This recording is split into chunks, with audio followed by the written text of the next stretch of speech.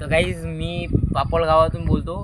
आमच्या गावाचा मोसम खूप हालाकीची परिस्थिती झालेली आहे आणि घरं पण वाहून चालले राजू.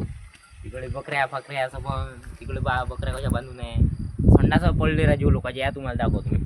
आता तुम्ही या तुम्ही आता कॅमेरा हे पाय आता संडास. हवा एवढी सुटली बघू. हवा एवढी सुटली. हवा इथली सुटली. का संडास पडला पाहू शकता. संडास पडला इथं. भीत आदळली आहे. भीत आदळली आहे. पाहू शकता तुम्ही. संडास पूर्ण पडून गेला आहे.